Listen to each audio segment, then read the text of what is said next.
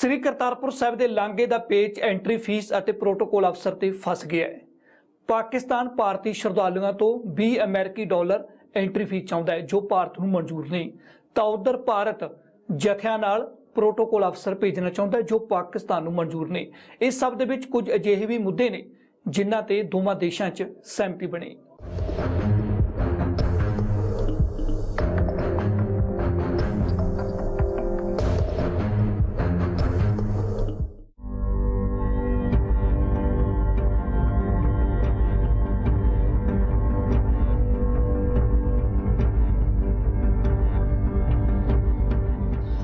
मंदी दी मार चल रहे पाकिस्तान नूं हुण अमेरिकी डॉलर की आस।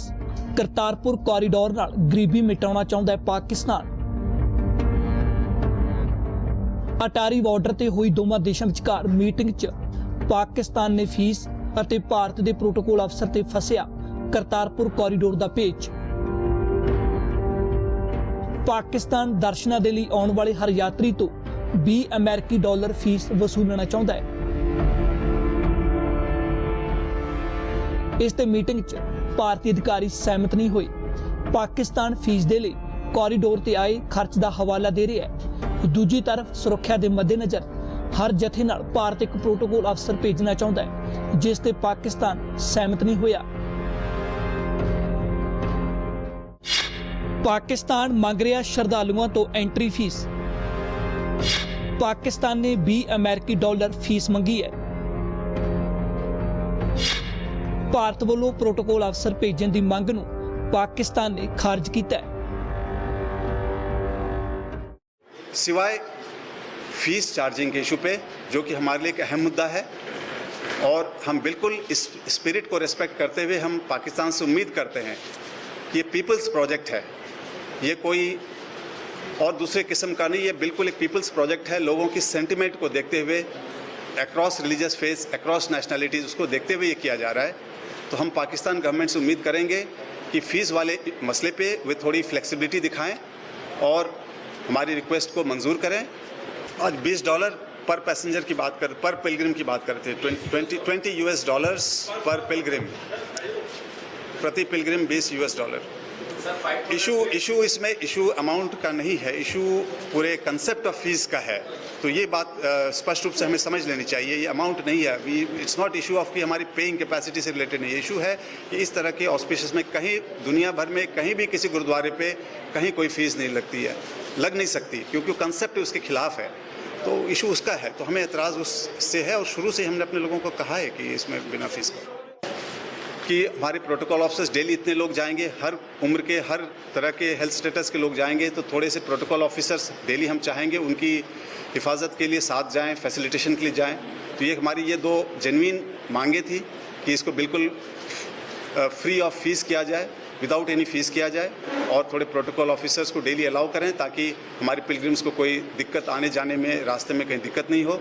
तो इसके सिवाय सारे मुद्दे एक तरह से उस पर सहमति हो गई है और हम पूरी उम्मीद करते हैं कि गवर्नमेंट ऑफ पाकिस्तान हमारी इन दोनों मांगों को रिकंसिडर करेगी और उस पर एक पॉजिटिव रुख अपनाते हुए इस कॉरिडोर के इंटरेस्ट में, पिलग्रिम्स के इंटरेस्ट में, उनके सेंटिमेंट्स को कद्र करते हुए इन दोनों को एग्री करेगी। तब हम एग्रीमेंट को फाइनल करने की स्थिति में होंगे गवर्नमेंट लेवल पे।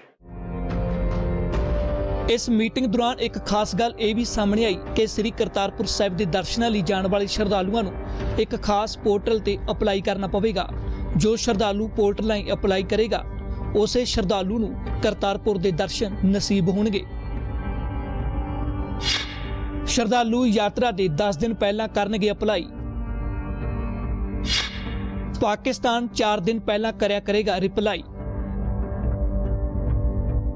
नहीं, वो पोर्टल खुलेगा। एक्चुअली पाकिस्तान को हम 10 दिन पहले देंगे data.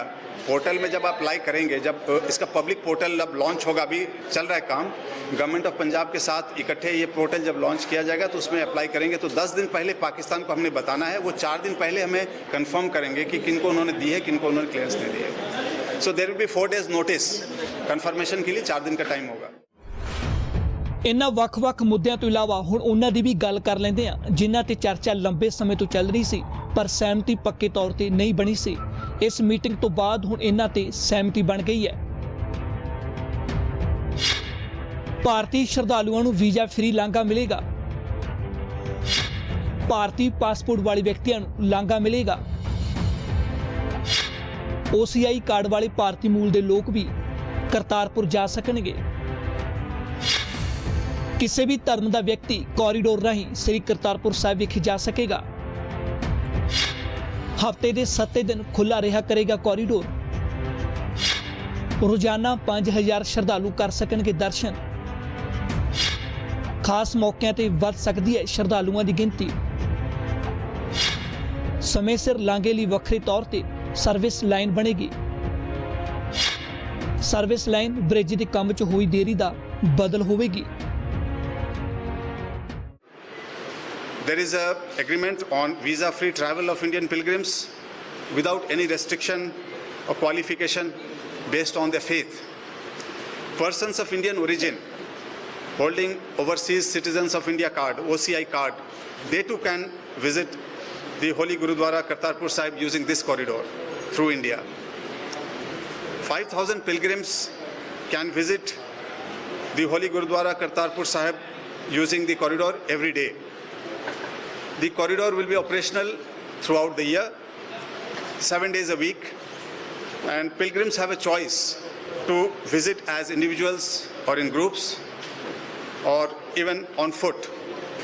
Indian citizens means citizens of all faith, and it has been emphasized also. ये verbally भी जबान में कहा गया, लेटर बड़ा clear है।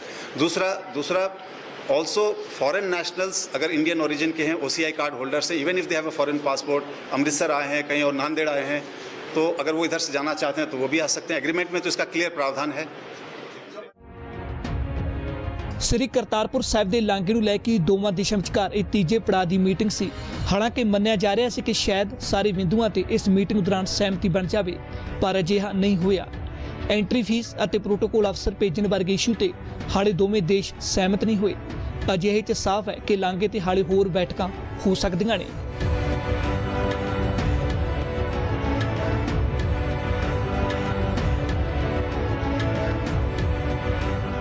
ਫਿਲਹਾਲ ਹੁਣ ਸਮਾਂ ਇੱਕ ਬ੍ਰੇਕ ਦਾ, ਤੇ ਬ੍ਰੇਕ ਤੋਂ ਬਾਅਦ ਮੁੜ ਹੁੰਦੇ ਜਲਦ ਹਾਜ਼ਰ।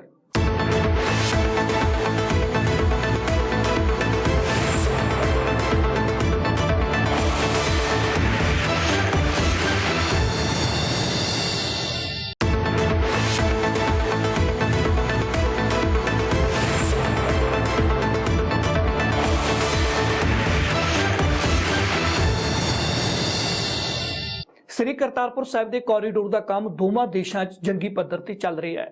ਅਜਿਹੇ 'ਚ ਮੀਟਿੰਗ ਦੌਰਾਨ ਦੋਵਾਂ ਹੀ ਦੇਸ਼ਾਂ ਨੇ ਇੱਕ ਵਾਰ ਫਿਰ ਵਚਨਬੱਧਤਾ ਪ੍ਰਗਟਾਈ ਕਿ ਕੰਮ ਨੂੰ ਸਮੇਂ ਸਿਰ ਨੇਪਰੇ ਚਾੜ ਦਿੱਤਾ ਜਾਵੇਗਾ ਅਤੇ ਲਾਂਘੇ ਨੂੰ ਸਮੇਂ ਸਿਰ ਖੋਲ੍ਹਿਆ ਜਾਵੇਗਾ।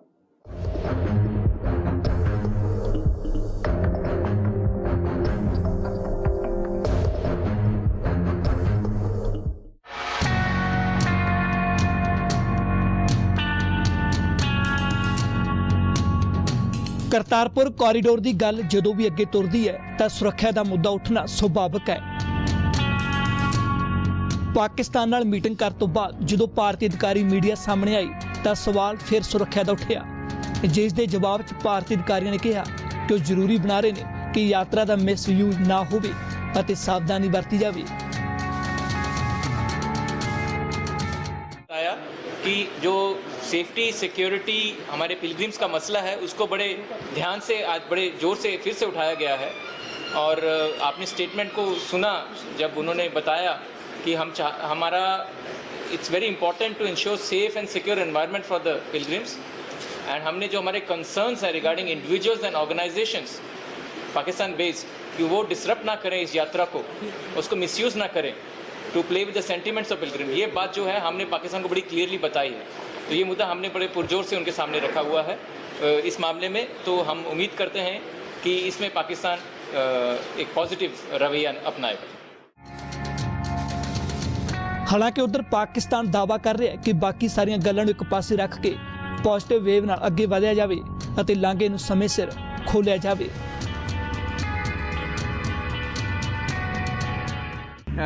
बहुत सारे ऑब्स्टिकल्स ओवरकम करके प्राइम मिनिस्टर साहब के इनिशिएटिव के तहत we are inching closer to opening of the Kartarpur Sahib corridor by November, जैसे प्राइम मिनिस्टर साहब ने पिछले साल वहीं पर अनाउंस किया था और सब्सिक्वेंटली भी उसका जिक्र किया था।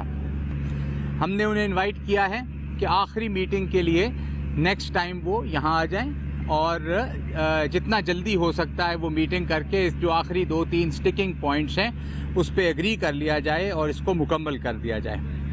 एक डोजियर उन्होंने हमारे हवाले किया था पिछली दफ़ा, उसका एक जवाबी डोजियर हम उनके हवाले कर आए हैं। वो उसको देख लें, पढ़ लें और उसका जवाब अगर चाहेंगे तो फिर वो हमें दे सकते हैं। हम खोल देंगे जी 550वीं पे नवंबर में, जिस तरह वज़ीर आज़म साहब ने कहा है, और हमारी तकरीबन तमाम चीज़ें मुकम्मल हैं। बल्कि हम सोच रहे हैं कि इंशाल्लाह इसी माह में मीडिया का एक विज़िट वहाँ पे करवा देंगे ताकि आप ख़ुद देख लें कि राहदारी के मामले में सड़क और जो एंट्री पॉइंट्स बनने हैं और जो बसें जहाँ चलनी हैं और कैसे वो सारा मामला होना है, ये हम इस प्लान कर रहे हैं। आप लोगों को ले चलेंगे इसी माह में। जनाब, ब्रिज बन गया है, गेट से आएंगे, रिसीव किया जाएगा और वहाँ पे एक बाकायदा रिसेप्शन पॉइंट है। वहाँ बहुत सारी FIA की पोजीशंस होंगी, इमिग्रेशन की। ऑल्दो वीज़ा तो नहीं है, मगर यह है कि उन लोगों को कार्ड इशू किए जाएंगे जो आएंगे। इस पर भी एग्रीमेंट हो गया है, उनको शनाख्ती कार्ड या आइडेंटिटी कार्ड दिए जाएंगे और वो आगे आ जाएंगे, उसी दिन वापस चले जाएंगे। इधर भारत भी दावा कर रहा है कि वो समय सिर काम नूं नेपरे चाढ़ेगा।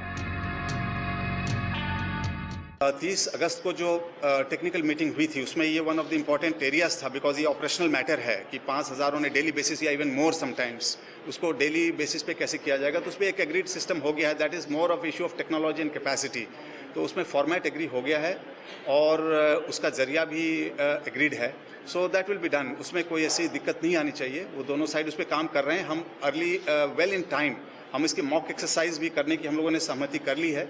हम इसकी मॉक एक्सरसाइज करेंगे कि कैसे on day to day basis बिना hassle free without problem to pilgrims कैसे इनको टाइमली इन्फॉर्मेशन दी जा सके, क्लियरेंसेस कैसे दी जा सके, उस पर मॉक एक्सरसाइज होगी और ये टाइमली हो जाएगा। प्रोजेक्ट बिल्कुल समय पे है, समय पे इम्प्लीमेंट फिनिश हो जाएगा। साथ साथ सिक्योरिटी आर्किटेक्चर भी पुट इन मौके पे लगाया जा रहा है। नहीं, आज की तारीख में मैं फ्रैंकली बताऊं, ब्रिज आज की तारीख में इशू नहीं है। ब्रिज पे सहमति हो गई है। जो मैंने शुरू में ही कहा है, ब्रिज पे सहमति हो गई है। वो इशू ये है कि चूंकि वो अब उसके लिए सफिशिएंट टाइम नहीं बचा है।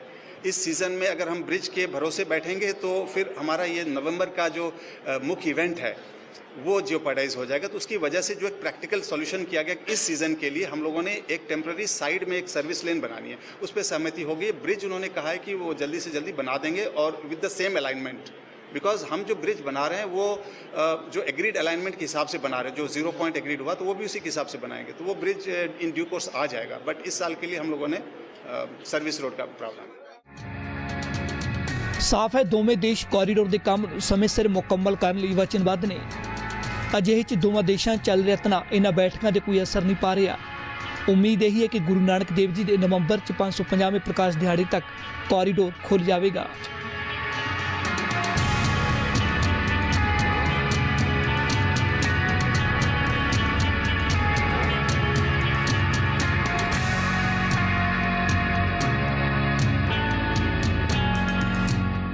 हुण रुकदे एक होर छोटे ਜਿਹੇ ब्रेक ਲਈ।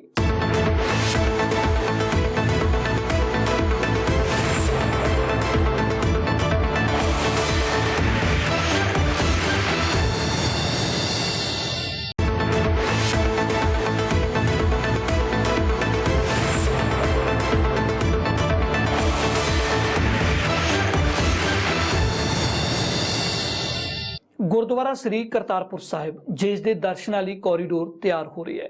एक नज़र इस महान स्थान के इतिहास ते मारते हैं।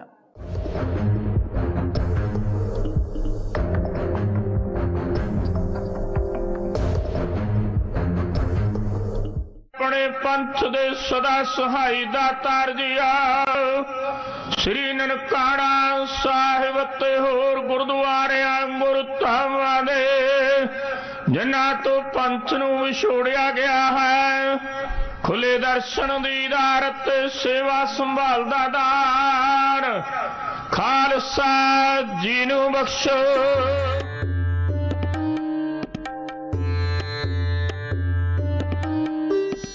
ਵਿਛੜੇ ਗੁਰਧਾਮਾਂ ਦੇ ਦਰਸ਼ਨ ਦੀਦਾਰ ਦੇ ਦਰਸ਼ਨਾਂ ਦੀ ਹਰ ਸਿੱਖ ਅਰਦਾਸ ਕਰਦਾ ਹੈ।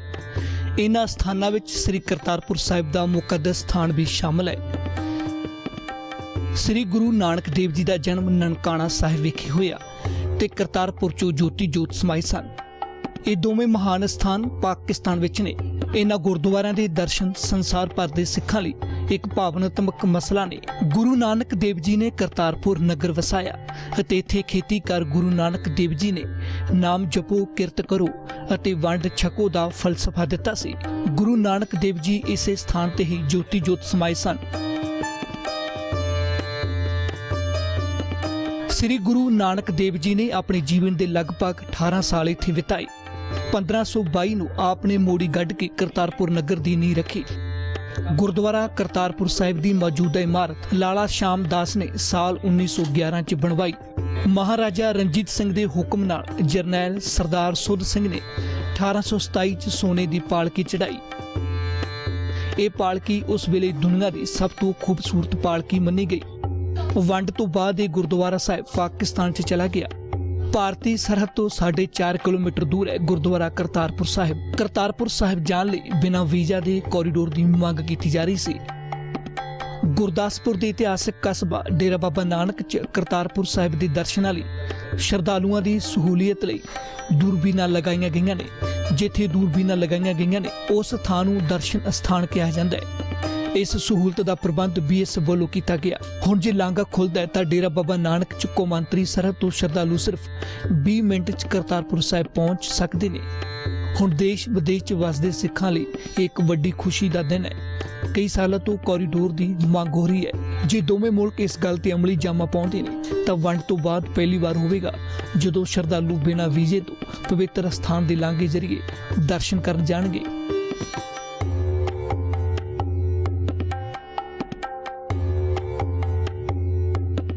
ਫਿਲਹਾਲ ਇਹਨਾਂ ਹੀ ਦੇਸ਼ ਦੁਨੀਆ ਦੀਆਂ तमाम ਖਬਰਾਂ ਵੇਖਣ ਲਈ ਤੁਸੀਂ ਵੇਖਦੇ ਰਹੋ ABP ਸਾਂਝਾ।